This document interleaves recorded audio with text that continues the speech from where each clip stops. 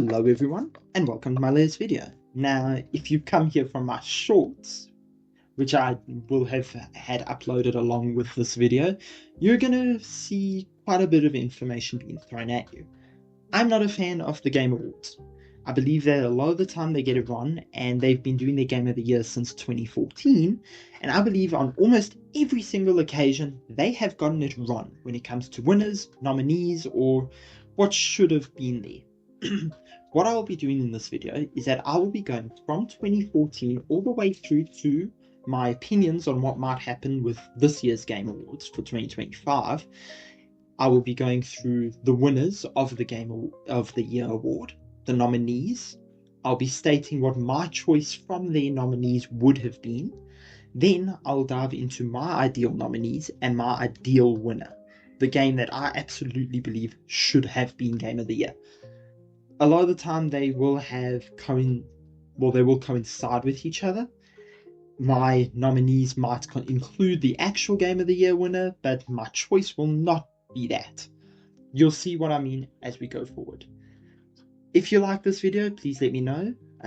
Like, subscribe, a comment, anything helps me in the algorithm, and I'm hoping to get more and more subscribers as the year goes on, because this specifically is a topic I'm very passionate about. And if this does well, I will go back to 1980 and I will be doing my own personal Game of the Year winners and nominees for each of those years that didn't have a Game Awards. Let me know what you think of that, and let's dive right into the video. 2014 was a very interesting year for gaming. Now, obviously, this was the first Game of the Year awards. Could be wrong, but this way it has on Wikipedia, and this is where I'm starting. Now, the nominees for this Game of the Year were Bayonetta 2, Dark Souls 2, Hearthstone, Middle-earth: Shadow of Mordor, and Dragon Age Inquisition, with the winner, of course, being Dragon Age Inquisition. This is a choice I do not agree with, not just because I don't like Dragon Age Inquisition as a game at all. It is like the start of the decline for Dragon Age, but you could argue that was Dragon Age 2. But because there is one game out of this list that I actually believe was a lot more innovative and could have led to a lot of change in the game industry if Warner Brothers weren't such greedy cunts. And that is my choice for Game of the Year, would have been Middle-earth: Shadow of Mordor. The Nemesis system is an incredible system, and if they had been implemented moving forward in other games, I feel like it could have really changed the industry. And it's a better game than Dragon Age Inquisition. You could make an argument for Bayonetta 2 also deserving Game of the Year just for how good it is, but that's my choice. Now, for my ideal nominees, this is what my ideal nominees would have been. It would have been The Evil Within, Shadow of Mordor, Middle-earth: Shadow of Mordor, The Vanishing of Ethan Carter, Wolfenstein: The New Order, The Binding of Isaac Rebirth, and Alien Isolation. All excellent games in their own way. Shadow of Mordor with the Nemesis system, Evil Within for the story, Vanishing of Ethan Carter again for an excellent story. Wolfenstein: New Order was a revitalization of this franchise and probably the only good game other than Old Blood in this new franchise. Binding of Isaac Rebirth is technically a DLC, but I'd say it's more of a re-release, and it is a massive game that I still play to this day. And of course we have what my ideal winner of Game of the Year 2014 would be, is Alien Isolation. Horror gaming is in a very interesting place, and even back in 2014 it was. Alien Isolation really rejuvenated that idea. It was, first of all, far longer than other horror games. It captured that tense feeling of constantly being stalked by the alien. Now, the AI was leagues ahead of its time, and I believe it would have really innovated the industry if it got more attention. It deserved Game of the Year, and that's my pick for 2014. Now we have 2015. Now, in 2015, the nominees were Bloodborne, Fallout 4, Metal Gear Solid 5, Super Mario Maker, and The Witcher 3 Wild Hunt, with the winner being The Witcher 3 Wild Hunt. Now, when it comes to my choice out of the nominees, I actually can't argue that too much. I believe The Witcher 3 is a good game, and it definitely deserved Game of the Year for 2015. My only other choice would have been Bloodborne. but I believe Witcher 3 was actually an okay pick. But that's just because we're working with what they nominated. In my opinion, Metal Gear Solid 5 is an incomplete mess. Yeah, it's a fun game to play, but it's not a good game. Fallout 4 is fucking terrible. And for anyone to ever believe that that deserved Game of the Year is insane. Here are my ideal nominees for 2015's Game of the Year. Dying Light, excellent zombie game, really captured that feeling of horror at night, and I really liked it. The Witcher 3, it deserved its place in the nominees, it's a good game. Ori and the Blind Forest, a beautiful indie game, which is a bit more of a Metroidvania, but also more focused on exploration rather than combat. It's a good game. Until Dawn. Until Dawn, again, is a horror game that's really changed the way horror games work. For better or for worse, in your opinion. Then we have Undertale. It would be a no-brainer to put Undertale on this list. I don't think Undertale is the masterpiece some people think it is, but its impact on gaming is obvious, and it's not a bad game. And of course we have Soma. Soma is a horror game that a lot of people wouldn't have expected. It came from the same developers as Amnesia, and it was a very different game compared to Amnesia. And when it comes to choosing Game of the Year, my pick would either be Soma or Undertale. They both have great writing, Undertale for its impact on the industry, but Soma for its story. They're both equally good enough to have won Game of the Year in 2015 over The Witcher 3, but it's still a very close contest. I think they did pick well with The Witcher 3. I think their nominees were the issue. On to 2016, and this is a fucking joke, isn't it? Like, come on. Game of the Year 2016's nominees were Doom 2016, which, hey, good remake. Inside, which is also quite good. Uncharted 4, which is overrated as fuck. Titanfall 2, which is a gem that they have squandered. And Overwatch. And the winner of Game of the Year 2016 was fucking Overwatch. I kid you not. How fucking retarded do you have to be to think Overwatch should be Game of the Year? I don't think anyone thinks this is a good thing. Even back then when Overwatch was at its peak. But I believe it was really because of the atmosphere around team-based shooters at that time, and that's why it won. But I don't agree with the pick. If I had to choose from their nominees, my choice would be Titanfall 2. Mostly because the gameplay, the multiplayer is really fun, and I loved the story. I would pick it just slightly over Doom, because while Doom 2016 is a good game, I believe it really gets left behind and drops the ball with its sequels. And personally, I just didn't think it was better than Titanfall 2. I enjoyed Titanfall 2 more. Now, when it comes to my ideal nominees, there's actually quite a few good games of 2016. We have Doom, which, I'll be fair, belongs on the list. We have Titanfall 2. Those are my two picks that I'm stealing from Game of the Year's choices. Then we have Final Fantasy 15, which was definitely a change of pace after Final Fantasy 14, but I really enjoyed it. We have Dark Souls 3. You're going to be seeing a lot of Souls games in my picks. Souls games, for the most part, a lot of them are excellent, and it'd be loath to ignore them. And they do win Game of the Year a few times, so you know they deserved it. Then we have Stardew Valley, which I love, and The Witness. The Witness is a very interesting puzzle game, and it's fucking difficult. My ideal winner out of those picks would either be Stardew Valley or Dark Souls 3. It'd be hard to deny that Dark Souls 3 isn't a good game. It's certainly easier than a lot of the others. The DLC isn't, but the main game is. And Stardew Valley really brought cozy gaming, even though I hate that term, to the forefront. It's a good game. They both equally deserve to have won. Obviously, we ended up with Overwatch winning, which is such a disappointment. On to 2017. 2017 was a very interesting year for gaming. Now, the nominees for Game of the Year's choices were Horizon Zero Dawn, a heavily overrated game, and the closest thing I'd have to an industry plant in the gaming world. We had Persona 5, not a bad game, not as good as Persona 4, but it's a good game. We have PUBG, which does have a major impact on the industry. It's enjoyable. We have Super Mario Odyssey, which we're going to see a lot of Nintendo's games showing up further on. And we had The Legend of Zelda Breath of the Wild, with the winner being The Legend of Zelda Breath of the Wild. Out of their picks, that is what I would have picked. So I'm not going to argue that. That would have been my choice out of their decision. But I do believe there were other games that really got ignored in 2017 that definitely deserved the attention. So when we jump into my ideal nominees, out of the picks of theirs, my only one that I'm borrowing from theirs is Breath of the Wild. It definitely deserved its nomination for Game of the Year, but I don't think it deserved to win.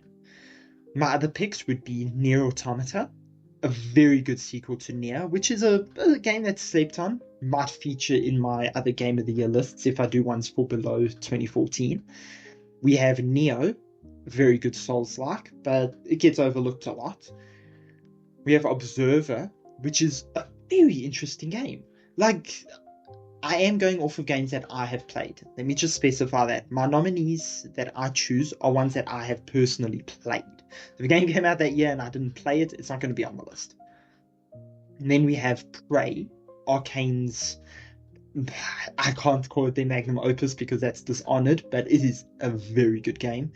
And Little Nightmares. Little Nightmares was a bit more of an indie game, but it went under the radar until streamers started playing it and that. And then it just really sparked in popularity. I think the third game has just come out. It's a good game. But for my ideal winner of Game of the Year, it would either be Nier Automata or Prey. Prey's systems carried over from Dishonored were excellent. The story was really good, and there's so much you can do in that game to really immerse yourself in that world. And of course, Nier Automata is Nier Automata. I don't need to say much. The game is critically acclaimed. On to 2018, and when I say 2018 was stacked with gaming, it really was. So the nominees for Game of the Year were Red Dead Redemption 2, Monster Hunter World, Marvel's Spider-Man, the Insomniac one, Celeste, Assassin's Creed Odyssey, and God of War. Now, my problems with this list, there are many. Assassin's Creed Odyssey, while it's an enjoyable game, it's not a good game. For Assassin's Creed, that is, and I've never been a fan of the RPG shift. Celeste, we all know why Celeste gets so much critical acclaim, and I don't think it deserves it. It's a fun game, but it's not a deep game, and pretending it isn't going to make your parents love you. I'm sorry. Marvel Spider-Man, I can understand that. That's a good game. Monster Hunter World, I loved, so I'm not going to complain. But the winner that they chose was God of War 2018. I have problems with God of War 2018. I feel like it is a very good game, but it leans so much into this the father-son trope, which we start seeing more and more because of things like Last of Us, that it really overshadows what the original games try to pass on. By the end of the third God of War game, Kratos had changed as a person, he had accepted it, and now we have him becoming this, in my opinion, weaker form of himself. And it's changed a lot of the discourse around God of War overall. And that's why I'm just not a fan of the game. I don't believe it should have won Game of the Year either. Out of their nominees, I think the obvious winner is Red Dead Redemption 2. The writing, the gameplay, the innovation of, even though I hate it, graphics and world is incredible. And it really deserved Game of the Year. When we come into my ideal nominees, I want to be a little bit different here. Of course, Red Dead Redemption 2 would still be on my ideal nominees, along with Monster Hunter World. But my other four picks are very different.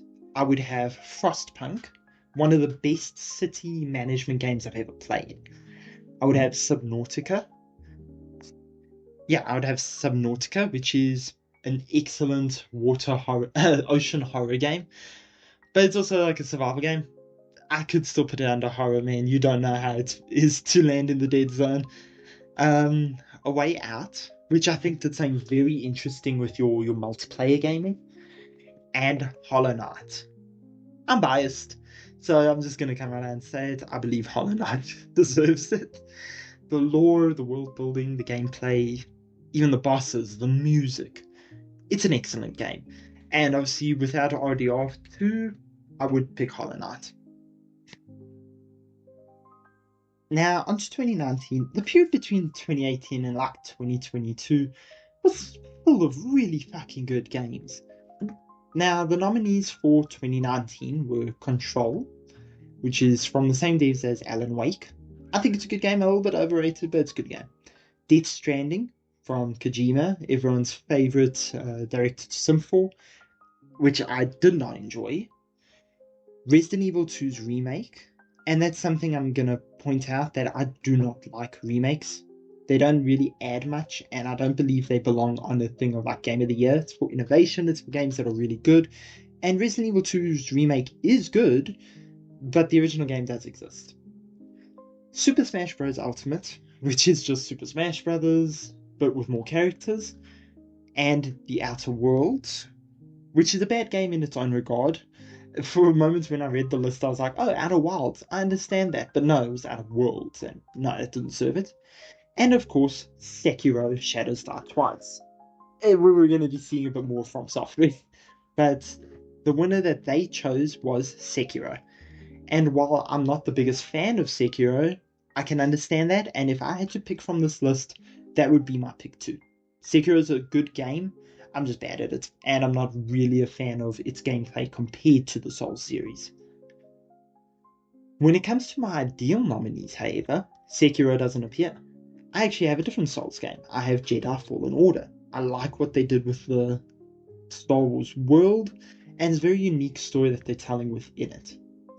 I would also have Man of Medan, which, okay, yes, I know it's a bit overrated, but it's not a bad game. I'd put Luigi's Mansion 3, because I like Luigi's Mansion 3. It's fun. That's what's going to be influencing my picks a lot as well. I would put The Outer Wilds, not The Outer Worlds, The Outer Wilds. And I would put Bloodstained Ritual of the Night, which is also a good game. And my final pick for my nominees would be Disco Elysium. Regardless of your opinion on the politics of the creators of the game or the message the game itself is trying to tell, that would be my ideal winner.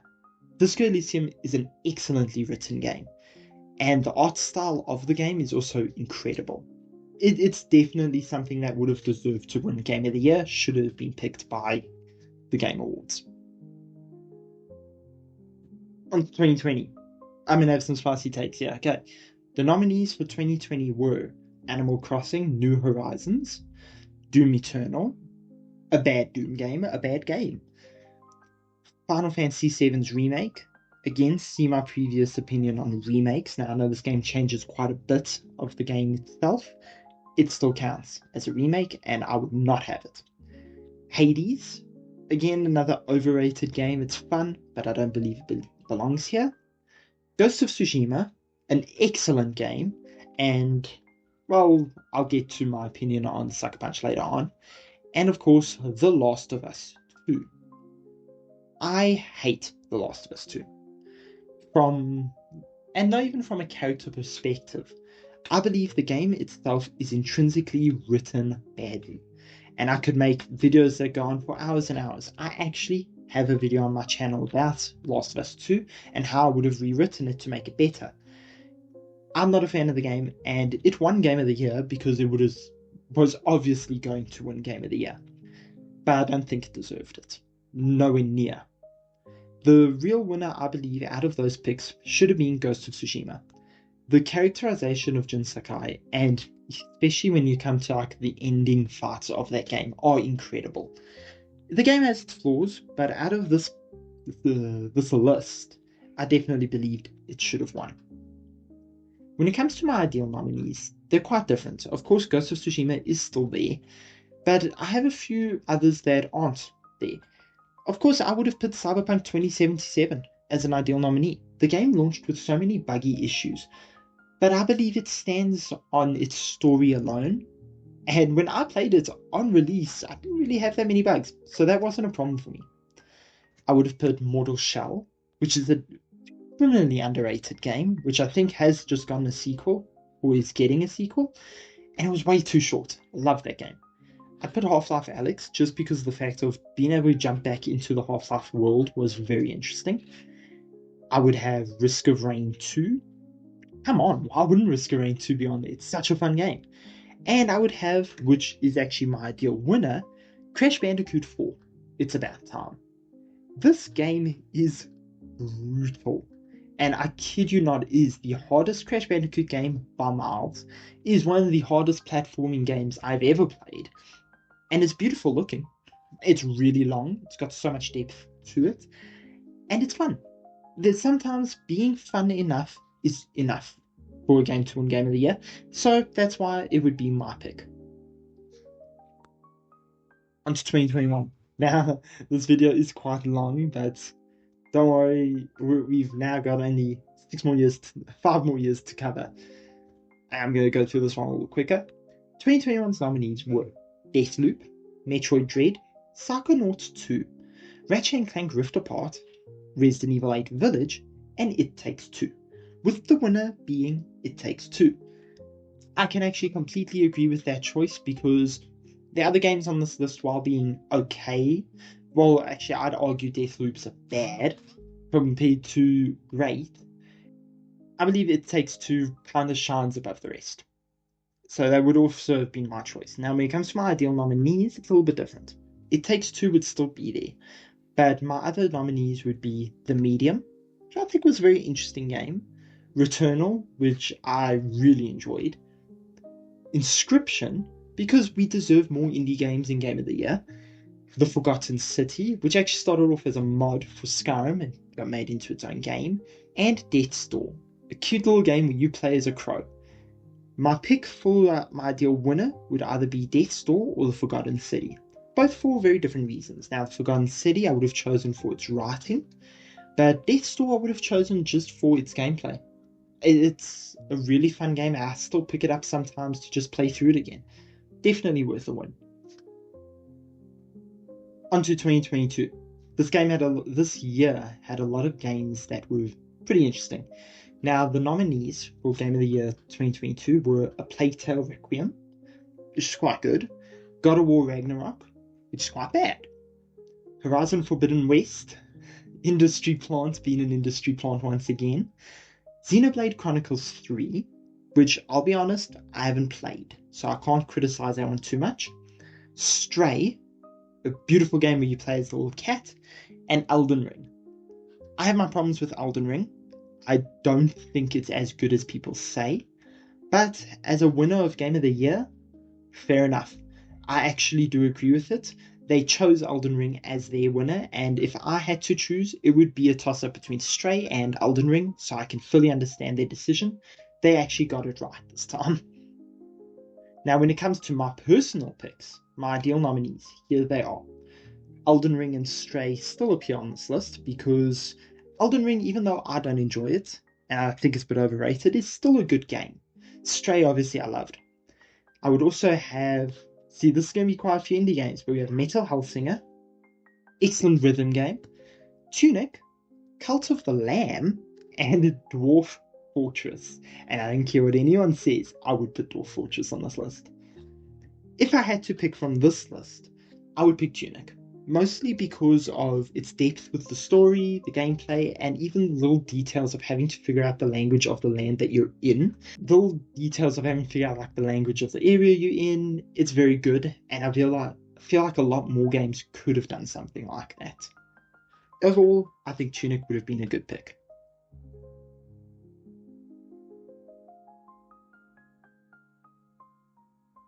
On to 2023. We're almost there. Now, Game of the Year's nominees for this year were Alan Wake 2, The Legend of Zelda Tears of the Kingdom, Spider-Man 2, Resident Evil 4, Super Mario Bros. Wonder, and Baldur's Gate 3. Now, again, I don't agree with Resident Evil 4 being on this list. Shouldn't be here because it's a remake, it's not a game.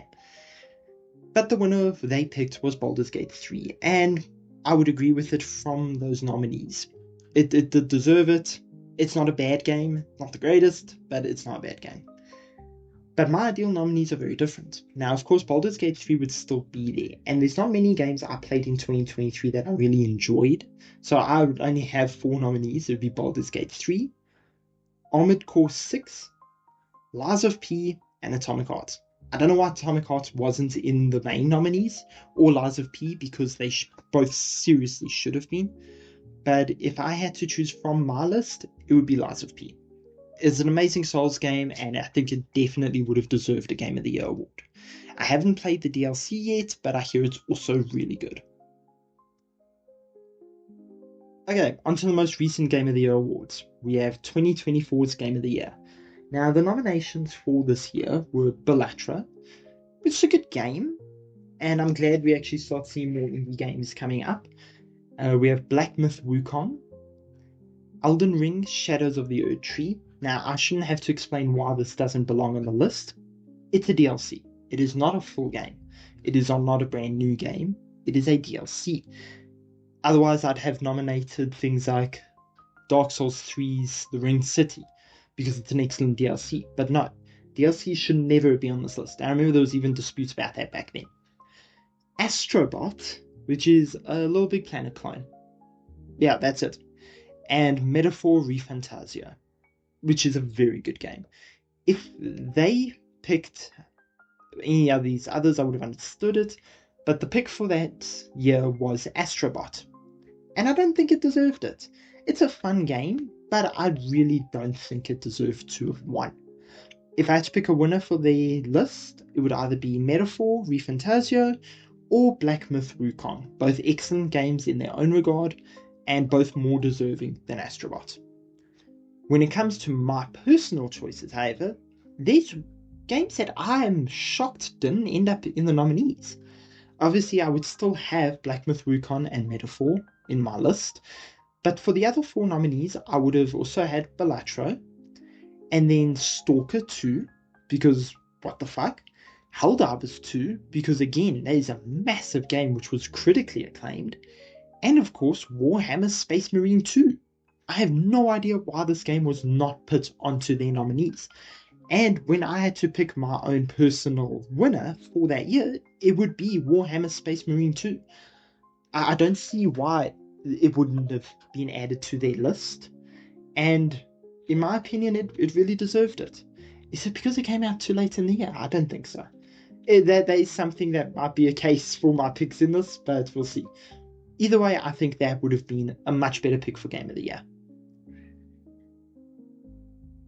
Now we come to 2025. Now we have not heard the nominees, we have not seen any Game of the Year about 2025, and the year's not even over yet. So what I want to do for this year is I'm going to put down what I think they're going to nominate, what I think they're going to pick as the winner. Then I'll pick from my pick there, and then I'll make my own personal list and pick from that. Now, when it comes to the Game Awards, they do have a pattern for what they pick. So what I think their nominees are going to entail is going to be Doom the Dark Ages, because both other Doom games were on the Game of the Year lists. It's going to be on this one.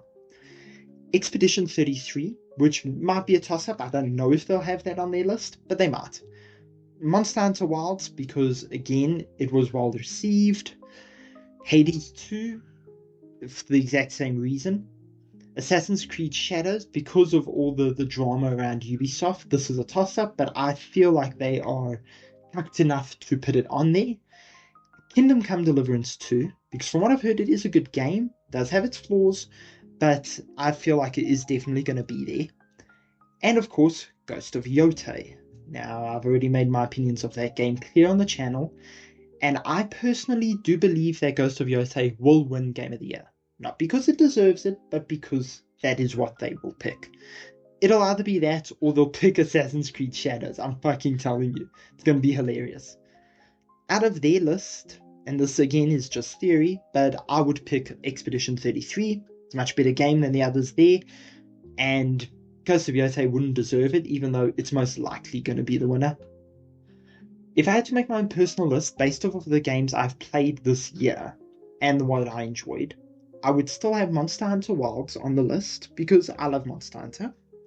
Expedition 33 would still be there. It's a very good game. I'd put Elden Ring Night Rain, because it's not a DLC, it is its own game, and having a roguelike take on Elden Ring is quite interesting. I would put Blueprints, because it is a very good game. And of course, I would put Hollow Knight Silksong. If I had to pick my personal game of the year for 2025, for me the pick is obvious, and it would be Hollow Knight Silksong. After all the time waiting for this game to come out, nobody expected it to match the hype it had. And it did. It surpassed that. And finishing the game's true ending, and now playing through it on Steel Soul mode, I believe it definitely would deserve Game of the Year. I don't think it'll be even on the list of picks, but I think it deserves it. And that's it for my Game of the Year picks from 2014 to 2025. If you enjoyed this video, please let me know. If you had different game picks for each of these years, tell me. I'd love to know what your personal Game of the Year for certain years would be. Maybe they'll be different from mine, maybe they'll be the same as mine. Maybe you think my picks are terrible. But let me know how you feel in the comments below. Leave a like, leave a subscribe because I need it. And I will see you all in the next video. Bye!